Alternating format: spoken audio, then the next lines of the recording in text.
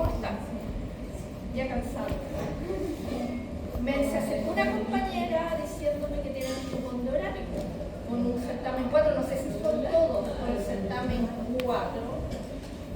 Me dijeron que la profesora había dicho que había que mandar los certámenes a alguien, pero la verdad es que en la historia que yo me recuerde hay topor y el certamen está en el horario de clase y no hay dónde más hacerlo.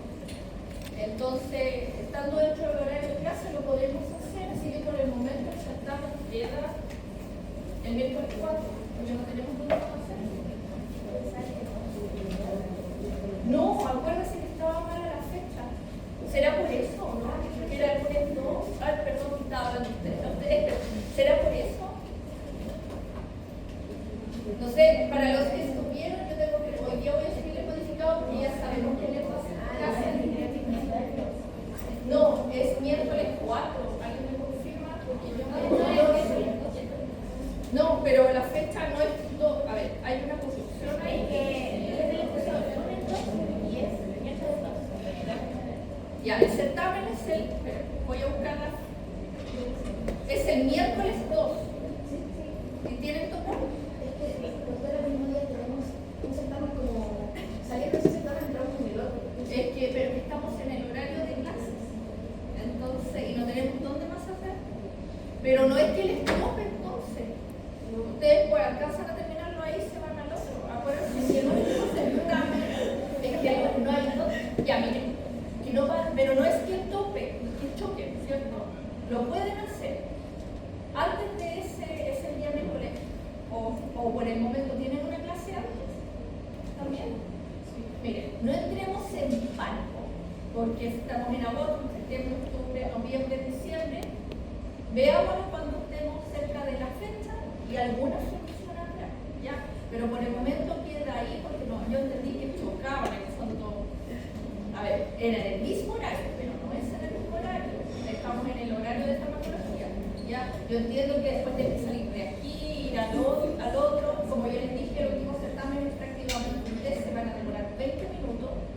Y bueno, que cuando estemos cerca del certamen, hablamos y algo podemos hacer. Ahí nos ponemos de acuerdo y buscamos una solución si ya esa altura están cansados, que no alcanza, etc. Pero no entremos en pánico, como le digo, por una otra, ese es un problema para los de farmacología, para el futuro. ¿Ya? Si no entremos en pánico, todo solucionado. Ya, chicos, hoy día nos toca empezar la parte como teoría de los receptores. Aquí, ayer, hoy día vamos a hablar de la teoría de los receptores y ayer lo introduje un poco cuando conversamos de los receptores, las vías de señalización, que les mencionó en la primera teoría, que era la teoría de ocupación, que era la teoría de ocupación de Clark. Esa es como la antigua. ¿Se acuerdan que yo les decía en que en el fondo lo que hacía Clark en esos años era decir en palabras simples que para obtener un máximo de respuesta tenían que estar ocupados el 100% de los receptores? Y eso ya de alguna manera lo discutimos ayer y eso no es cierto, ¿cierto? No es necesario tener en todos los casos todos los receptores ocupados para tener un máximo de respuesta, un 100% de eficacia o un 100% de actividad intrínseca. A veces basta con ocupar unos pocos y por lo tanto en la célula, en el tejido quedarán receptores desocupados y esos receptores desocupados son los que se conocen como receptores de receta. ¿Ya? Y así que hoy día vamos a entender por qué tuvo que evolucionar y cuál es la última teoría. Y aquí yo no les voy a pedir en el certamen ni ahora que se aprendan las teorías de memoria y quién fue Clark. Vamos a hablar de Stephenson, de Ariens ahora, de varios personajes. Pero yo no se las voy a pedir que se lo aprendan de memoria, solo para entender cómo evolucionó y cómo está el modelo hoy día. ¿Ya? Así que no empiecen a aprenderse años, nombres ni nada. ¿Ya?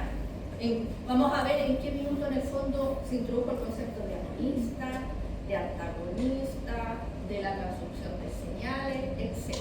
¿Ya? Y después vamos a analizar la curva de dosis respuesta. No sé si vamos a llegar hasta allá, pero después vamos a aprender a conocer esas curvas, a interpretarlas, porque principalmente después ese tipo de curvas nos van a entregar información que es importante en el área de que nos interesa a nosotros, que es en la práctica, ¿ya? Es lo que vamos a ver en los pacientes. Entonces llegamos a esto acá, ahí hablamos de los fármacos que se unen a su receptor, una interacción farmacológica, por una interacción. Aquí hay un sistema de amplificación de señales, se activan diferentes transducciones de señales según los mensajeros.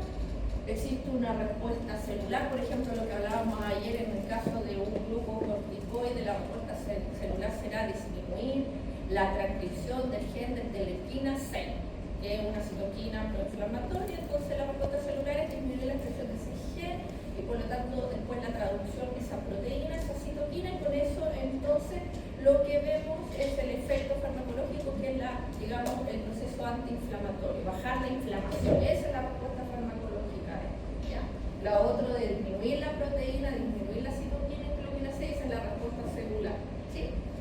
Ya, y después, entonces ahora yo les mencioné que, y conversamos de alguna forma, que desde que se une el fármaco y existe una interacción entre fármaco-receptor, vamos a ver un efecto farmacológico al final. ¿Ya? Entonces, de alguna manera discutimos ayer que en el fondo no es necesario que un fármaco ocupe todos los receptores para obtener un efecto farmacológico máximo, una respuesta celular máxima. ¿Ya? Y por eso el modelo que mencionaba ayer de Clark, de la teoría ocupacional, tuvo que ser modificado. Entonces, la interacción en farmacología del fármaco receptor, porque ¿de dónde desapareció la ley de acción de masa? Esto lo vieron en química. ¿Ya? Ustedes se recuerdan que la ley de acción de masa dice que existen reactantes y que existen productos, y que esta es una reacción química que puede ser reversible, por eso está la flecha acá, ¿cierto? Y que digamos, esta reacción se encuentra en equilibrio. Y esta ecuación química, cuando la pasaron en química, está regida por una constante en donde, ¿cierto?, esta constante está dada por la concentración de los productos partido por la concentración de los reactantes. ¿Ya? Entonces, esta ecuación nos dice que las reacciones químicas son reversibles, por esto, ¿cierto?, y se encuentran en equilibrio, y por lo tanto hay una relación entre concentración de productos y reactantes. Bueno, la interacción fármaco-receptor uno la puede entender de la misma manera, ¿ya? En donde tenemos un ligando, tenemos un receptor que puede formar un complejo ligando-receptor, y esto está, ¿cierto?, en equilibrio, y es una interacción en este caso que puede ser reversible, es lo mismo. Y esto está definido por constantes. Tiene cada una constante de asociación y una de disociación. Y esta era la primera teoría, la más simple, esto después se complejiza. Nos da una respuesta celular y después se va a traducir en un efecto farmacológico. Entonces, esta es la primera teoría de ocupación que se describió en el año 1934 y describe, igual que la reacción de la ley de acción de masa, describe una relación entre, en este caso, la dosis del ligando, entre la dosis del fármaco y la respuesta. ¿Ya? Entonces, tiene tres postulados esa teoría: que la unión del ligando al receptor es reversible, y eso sabemos que es así. Las interacciones fármaco-receptor pueden ser irreversibles o reversibles, pero la gran mayoría, el 99%, son reversibles. Y después, más adelante vamos a ver, ¿existen interacciones fármaco-receptor irreversibles? Sí. ¿Ya?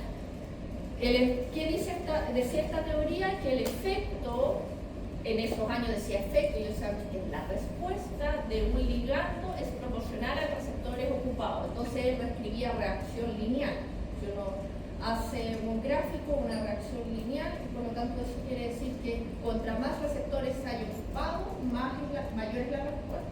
Por lo tanto, para tener el efecto máximo o la respuesta máxima, es decir, la eficacia actividad intrínseca, que en esos años ese concepto todavía no existía, debían estar el 100% de los receptores ocupados. Ustedes saben que eso hoy en día no es así. No es necesario ocupar todos los receptores. Y también decía entonces, y de esto mismo se derivaba lo que les decía yo, que entonces el efecto máximo se alcanza a mayor número de receptores ocupados. en esos años, en el 1934, esto se definió entonces como una KD, es una constante de disociación, que está en este caso ejemplificada por K2, que es la constante de disociación, partido por la de asociación K1. Y eso hoy en día se conoce como afinidad, aunque en esos años todavía eso no lo definían como afinidad. Entonces, KD, en el fondo, lo que viene a describir es la concentración de ligando que se necesita para ocupar el 50% de los receptores. Y es ahí por qué a una menor constante de disociación la afinidad es mayor. Eso quiere decir que para ocupar el 50% de los receptores yo necesito menor concentración de ligando. Entonces apréndenselo: a menor KD, mayor concentración necesito para ocupar el 50% de los receptores y viceversa. ¿Ya? A KD menor, mayor concentración. A KD que sea más alta, menor concentración de ligando para ocupar el 50% de los receptores. ¿Ya? Pero ya saben que no es así, no se necesitan ocupar todos los receptores para el efecto máximo, así que la teoría como tal en esos años no respondía a todo, ¿ya? Entonces apareció a continuación otro caballero como 20 años después, Stein, que introdujo el concepto de antagonismo, ¿ya? Particularmente competitivo, ¿ya? Ahora, ¿por qué se tuvo que introducir? ¿Por qué se tuvo que modificar la ley? Porque se dieron cuenta que hay moléculas, en este caso, estamos en fármacos, existen fármacos que, aunque lo que conversamos ayer, aunque se unan, no generan una respuesta. Pero tienen afinidad porque se unen. El problema es que no generan respuesta. La respuesta es cero. Lo que hoy en día se conoce como eficacia de nuevo, ¿cierto? Pero aquí la término eficacia todavía no existe. Entonces, Chai establece que antagonista existe moléculas, introduce el nombre de antagonista y eso significa moléculas que se unen, tienen afinidad, pero no generan respuesta. Entonces, lo que ellos tienen es afinidad, pero lo que no tienen, con los conceptos ya hoy día, eficacia obtenida intrínseca es cero. Entonces, si ustedes ven, este es un agonista, que es cierto, aquí está el logaritmo de la concentración de ligando, por eso es una curva de este tipo. Si no fuera logarítmica, digamos que tendríamos entre comillas una recta. Pero la respuesta, si se fijan, acá esta es la respuesta máxima, en el eje está la respuesta máxima, este es un agonista X. Y después vamos a introducir estos conceptos de S50, pero hay otros que, si se fijan, cuando se introduce al sistema un segundo ligando, que está ejemplificado por esta línea naranja, ¿qué pasa con la curva? Se me desplaza a la derecha, ¿cierto? Y por lo tanto, que nos quiere decir que no todos los receptores, sustancias o fármacos producen la misma respuesta, pero sí, es cierto, en este caso son competitivos, porque si esta curva se me desplaza y yo sigo aumentando la concentración del agonista, yo esta curva la voy a volver, si yo aumentara la concentración de este agonista, esta curva la puedo volver a desplazar a la izquierda alcanzando la respuesta máxima.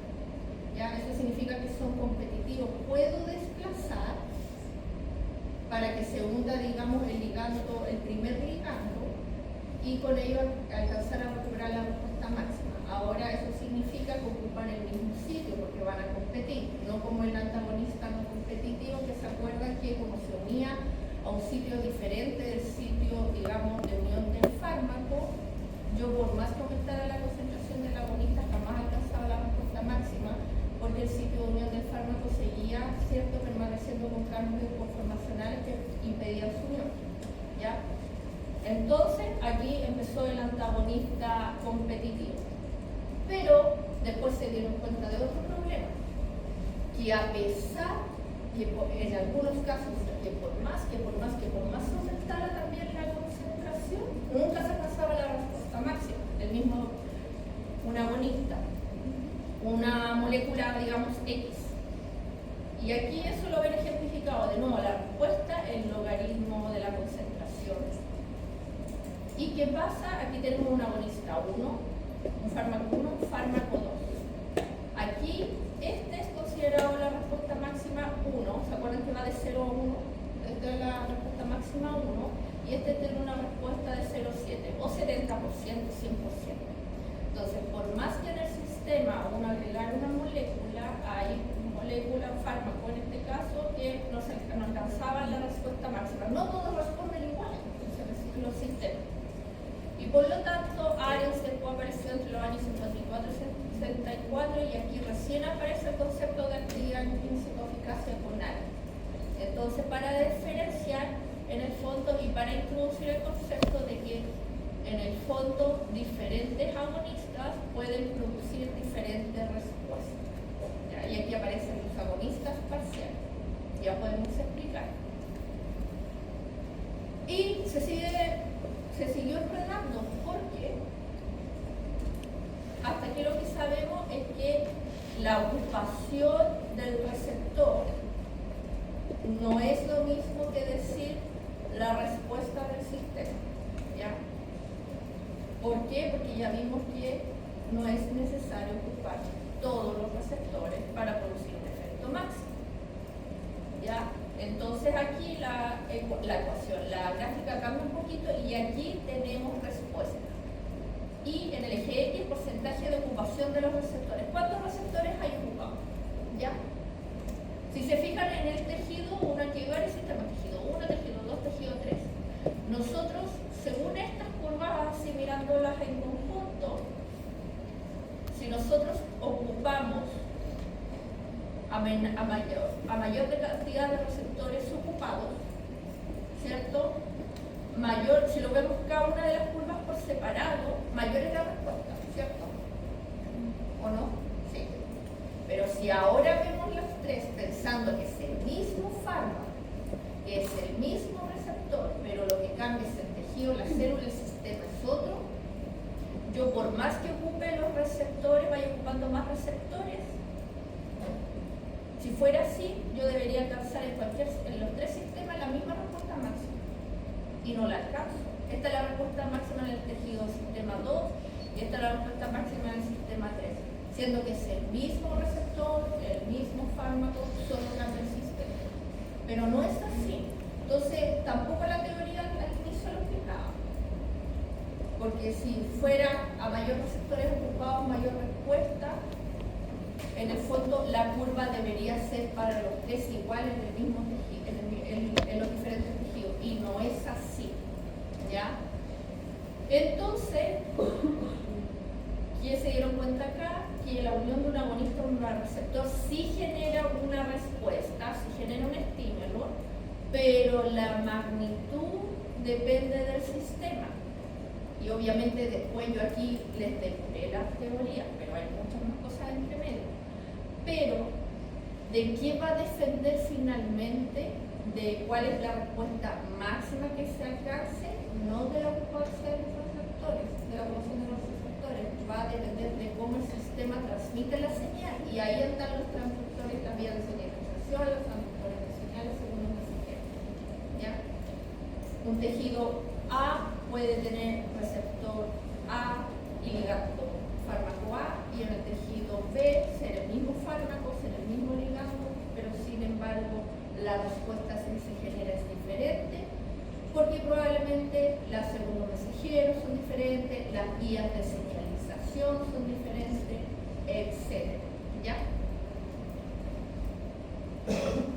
Y ahí volvemos y explica lo que comenzamos a ver al principio, que son los receptores de reserva, que lo que nos muestra esto es que la ocupación de los receptores no es lo mismo que la respuesta, sino que no es necesario ocupar todos los receptores para tener un efecto máximo, una eficacia, una actividad intrínseca máxima, sino que en algunos sistemas entonces basta con ocupar una poca cantidad de receptores para tener el efecto máximo.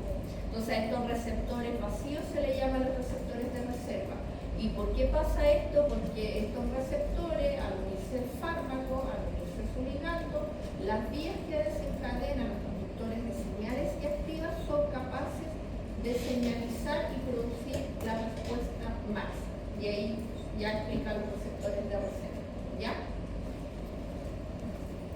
Y eso es como lo, entre comillas, más simple. Y después pasó mucha agua bajo el puente, pero ahora se sabe que no existe, el receptor no está estático, ¿ya? Y el receptor ya sufre cambios, puede sufrir cambios conformacionales, entonces ya no está en un único estado. El receptor puede fluctuar en varios estados, ¿ya? Puede fluctuar en un estado, ahí como se RI, inactivo. Un receptor puede estar inactivo o activo, independiente que se encuentre unido al ligando o no. Eso quiere decir que no es necesario que un ligando se una al receptor para que eso se active. Hay receptores que de por sí, sin estar unidos al ligando, tienen actividad. ¿Sí? Entonces, un receptor solito puede estar en estado activo, inactivo y activo. Y un fármaco, en este caso el ligando, puede tener afinidad tanto por el receptor activo como por el inactivo. ¿Vale? Y eso después nos va a ayudar a explicar los agonistas inversos que le nombré ayer, ¿se acuerdan? Entonces, puede observarse una respuesta celular en un sistema si el fármaco se encuentra a un receptor activo, por ejemplo, ¿ya? Entonces, uno puede observar efectos en un receptor que está activo sin estar unido a su ligando, o puede obtener una respuesta cuando también el fármaco se encuentra unido al receptor, ¿ya? En los dos casos, uno unido al fármaco. Aquí la diferencia es que hay un efecto pequeñito, es que una respuesta más grande. Una respuesta pequeña y una respuesta grande. Y esto es lo que explica que hay algunos receptores que basalmente están activados, tienen un poco de actividad independiente de que estén unidos al fármaco, ¿no? Y eso se conoce como activación constitutiva, siempre están activos. Independiente del fármaco o no. Ahora, si nosotros le colocamos el fármaco al ligando, esa respuesta aumenta, ¿ya? Entonces, nos pasamos aquí abajo, y aquí aparece, podemos explicar los conceptos. Entonces, hay los receptores, ahora ya sabemos, pueden fluctuar entre un estado activo y un inactivo, y por lo tanto, independiente que estén o no unidos a su ligando, pueden tener una actividad basal, estar activos un poquitito, ¿cierto? Y eso se le llama actividad constitutiva. Entonces, en el sistema ahora tenemos receptores activos e inactivos. Entonces, los agonistas completos, los agonistas totales o los agonistas puros, como le dijimos ayer, que producen el máximo de respuesta, es decir, tienen eficacia al 100%, tienen afinidad ya mayor por los receptores activos que por la conformación inactiva, por eso aparece aquí unido al activo. Y por lo tanto son capaces de generar un máximo de respuesta a una concentración X de agonista. Un agonista parcial tiene afinidad también mayor por los receptores activos que los inactivos, pero produce menos respuesta que uno total. Los antagonistas, como tal, cuando usted le habla de antagonista o antagonista neutro, es lo mismo, tienen afinidad a ambas conformaciones, a la activa, a la inactiva, pero, evitan la unión del agonista, ya inhiben la unión del agonista, tienen afinidad por el activo y el inactivo, inhiben la unión o evitan la unión del agonista y por lo tanto su respuesta es cero. ¿Ya? Este es un antagonista, le pueden decir antagonista, este sería un antagonista o un antagonista neutro. Y aquí aparece, y aquí obviamente después tenemos los competitivos y los no competitivos, y los agonistas inversos, y aquí la teoría, este modelo ya lo responde. El agonista inverso, que yo les dije, tiene una eficacia, ¿cómo explica uno eso? Una eficacia menor a cero, un número negativo. Es justamente porque los agonistas inversos tienen más afinidad por la conformación inactiva, ¿ya? Y por lo tanto, al unirse estos receptores, ¿cierto? Se reduce esta actividad constitutiva. Y ahí con ese modelo ya está explicado, y ese modelo hoy en día se llama modelo de dos estados. Y se refiere al receptor, a los dos estados del receptor, activo e inactivo. Esto lo vamos a pasar, nomás lo pueden leer para, ¿cómo se llama? Para conocimiento general, pero esto se sigue complejizando, ya no les voy a meter más teoría, ya no les voy a hablar más de teoría, pero esto se sigue complejizando y después aparecen otras teorías de Gas, Tesla y todo esto, ¿cierto? Que en el fondo lo que hace estos modelos estos modelos posteriores, como este modelo complejo ternario, piense con este, es introducir el sistema de transducción de señales como tal en la ecuación. ¿Ya? Lo leo nomás, pero es para que lo sepan. Entonces, estos son los modelos. El modelo de Clark, el primero que salió, y la idea principal. Clark, recuérdense la ocupación, es decir, que mayor ocupación de receptores, mayor respuesta. Después Arias introduce el concepto de eficacia, eso significa que no todos los fármacos necesariamente, aunque ocupen el 100% de los receptores, pueden producir una respuesta máxima. Stephenson pone el concepto de estímulo eficacia. Los dos estados, habla de los estados del receptor activo e inactivo, y todos los modelos, yo le puse todos modelos posteriores porque no se los voy a pasar todos.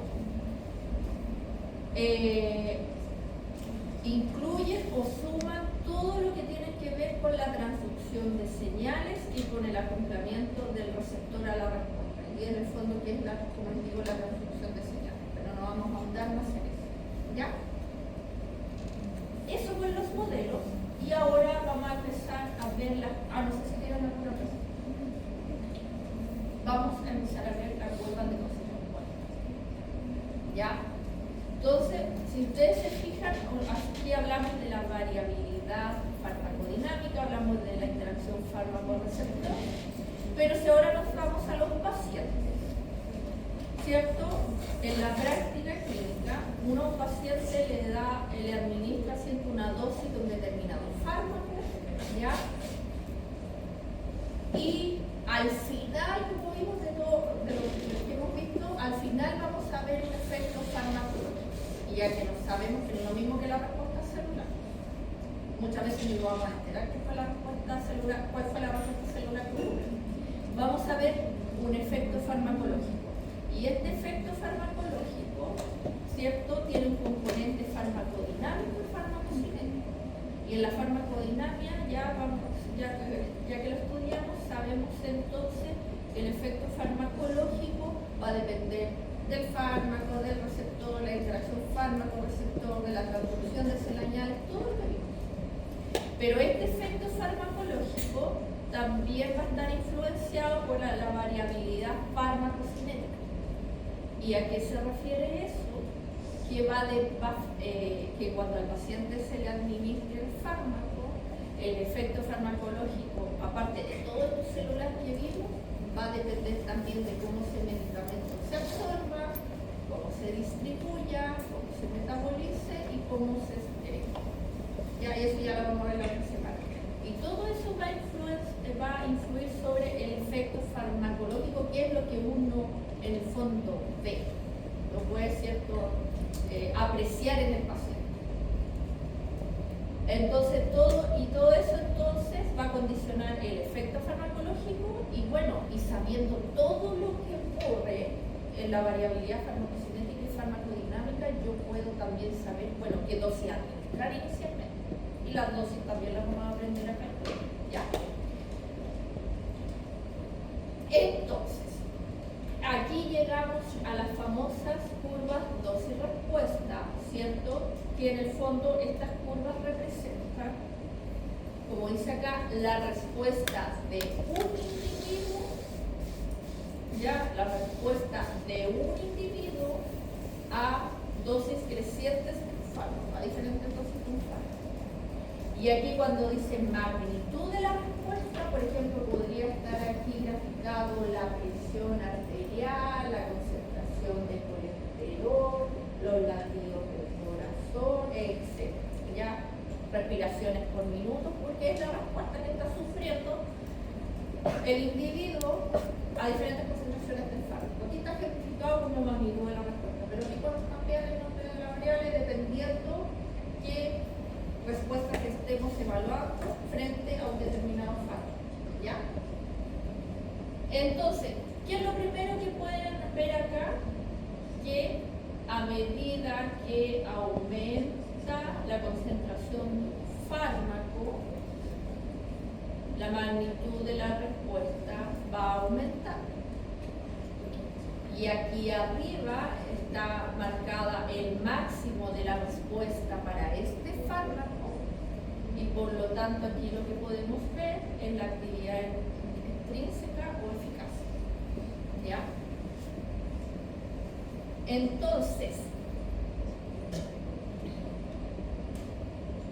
podemos sacar varios parámetros: magnitud de la respuesta, ya cuánto aumenta entonces esta respuesta a diferentes concentraciones de fármaco. Podemos sacar la ED50, que es la dosis o la concentración de fármaco efectiva 50, que en el fondo esta variable lo que nos indica, este numerito lo que nos indica es la dosis de fármaco que se necesita para alcanzar el 50% de, en este caso, la respuesta máxima. Para este sistema, la respuesta máxima está aquí. ¿Ya? La mitad de la respuesta estará en la mitad de la curva. Si nosotros interpolamos al eje X, donde está la concentración, caemos en este punto. Por lo tanto, volviendo hacia atrás, entonces esta es la concentración, la ED50, que es la concentración a la cual se alcanza, y ahora nosotros incorporamos allí el 50% de la respuesta máxima. ¿Ya? En este caso, en esta gráfica, aquí en la mitad de la respuesta máxima, sabiendo que este es el 100%, aquí está el máximo, ¿cierto? La curva ya está ahí. Entonces el del 50 estará por ahí, ¿cierto? Esa es la... Ahora, esto lo que cuando la gráfica está ejemplificada, o sea, el gráfico está construido con el logaritmo de la concentración, nosotros apreciamos una curva de este estilo. Pero si estuviera como concentración, esto sería, más bien sería lineal. Pero ¿por qué uno la construye de esta forma?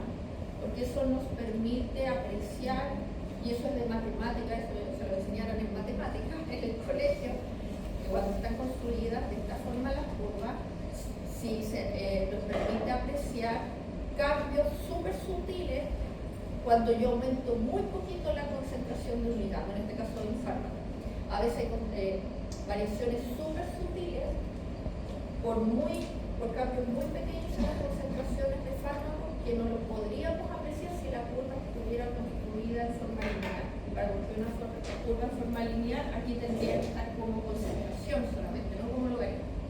Entonces eso nos permite ampliar esta zona y si hay cambios sutiles, cuando se mueve la concentración levemente, se cambia la concentración del fármaco muy poquito, también la vamos a poder apreciar aquí.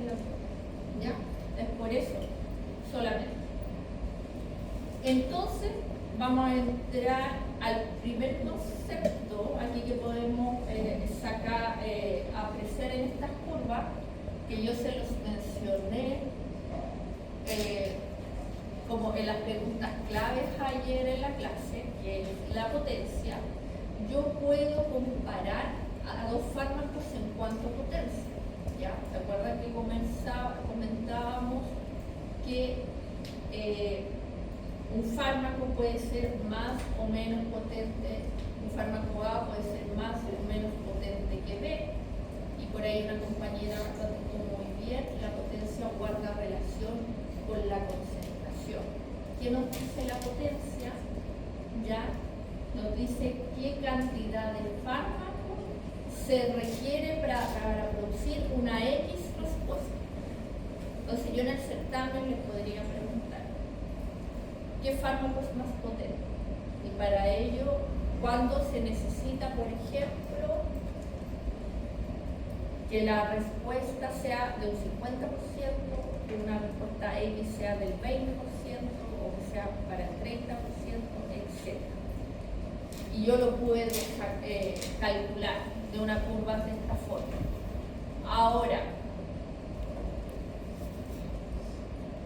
cuando ustedes representen un gráfico de este estilo y les permitan que un gráfico de 12 respuestas les pida saber cuál es el fármaco más potente, el fármaco más potente lo veo y lo analizo y va a ser aquel con el cual necesitemos utilizar menos concentración para alcanzar, por ejemplo, un 50% de una respuesta. O el fármaco que necesite menor concentración para alcanzar un 30% de una respuesta. ¿Ya? El punto clave es que siempre le tienen que decir, para poder compararlo o para poder saber cuál es el más potente, siempre le tienen que decir cuál es la respuesta que esperan cuando se administre. ¿Ya? Entonces, cuando vean una curva de este estilo, ustedes, si les preguntan por la potencia de un fármaco, lo primero que van a ir a mirar es el eje X, donde está la concentración, porque va a depender de la concentración. Se olvidan, entre comillas, un poco del eje. Ya. Dicho eso, si la potencia es la cantidad de un fármaco que se requiere para producir un nivel específico de respuesta. Dicho eso, mi pregunta es, y ya saben cómo sacar la R50, que es la concentración efectiva 50, es decir, la concentración del fármaco para alcanzar el 50% de la respuesta máxima. Si es así, y yo les pregunto de esa gráfica, ¿cuál es el fármaco más potente, el A o el B?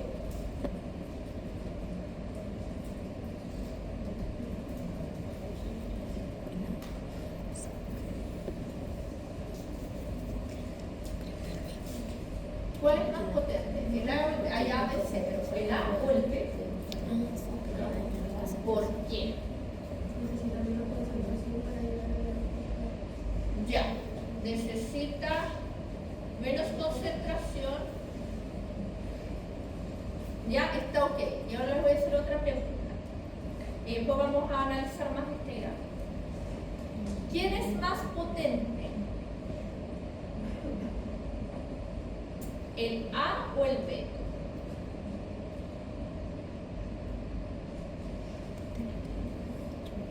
Perdón, el A o el C, perdón. Estoy haciendo la misma pregunta. Hace mucho calor en esta sala. ¿Cuál es más potente, el A o el C?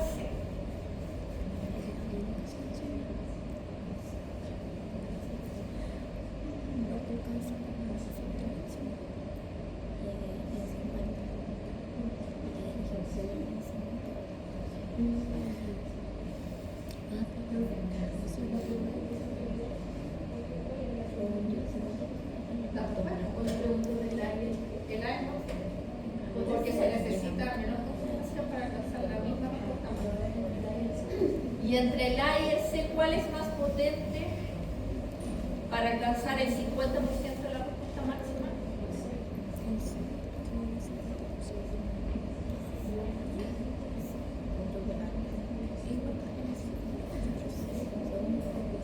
A o C. Ya, pendiente. ¿Y cuál es más potente? ¿El B o el C?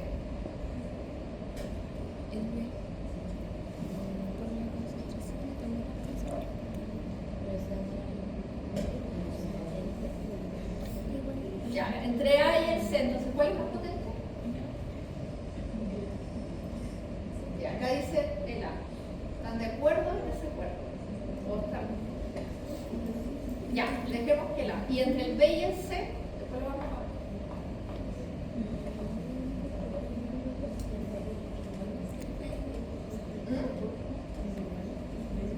¿Quién es más potente, el B o el C? El B. ¿Están de acuerdo? Ya. Yo les voy a decir, lo vamos a analizar uno a uno. Si yo comparo el A con el B, sí, están en lo correcto. El A es más potente que el B. Si yo comparo el A con el C, sí, están por lo correcto. Es más potente el A y el C que el C. Si yo pregunto cuál es más potente, el B o el C, me dijo el B. Estamos mal. Punto pena de certamen. No, para el certamen son igual de potentes. ¿Por qué? Porque hay algo que yo sé que no lo vieron, pero es para una respuesta específica y yo estoy hablando del 50% de la respuesta máxima. ¿Ya? Y cada uno de estos fármacos es diferente, ¿cierto? Ya. Vamos a hacer dos ejemplos. Si yo comparo el A con el B, si se fijan el fármaco A, la respuesta máxima para este está por aquí, ¿cierto? Si yo veo el fármaco B, la respuesta para este fármaco, la máxima, está por aquí, también es la misma. Por lo tanto, yo estoy preguntando cuál es más potente para generar la mitad de la respuesta máxima, por lo tanto, para generar por aquí la mitad. Entonces, si yo me voy acá, sabiendo que los dos alcanzan la misma respuesta máxima, el 100% está por aquí, el 50% estará por acá. Entonces, si yo extrapolo a la curva y bajo, ¿cierto? A la eje de la concentración que necesito para generar el 50% de la respuesta máxima en este sistema, más o menos está por aquí, ¿cierto? Por lo que dice la gráfica.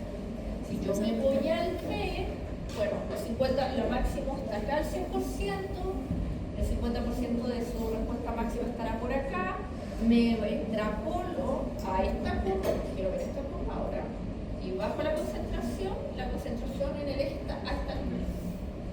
Esta concentración es mayor que esta, ¿cierto? Pero dijimos que el más potente es el que necesito menor concentración, por lo tanto el más potente es el A.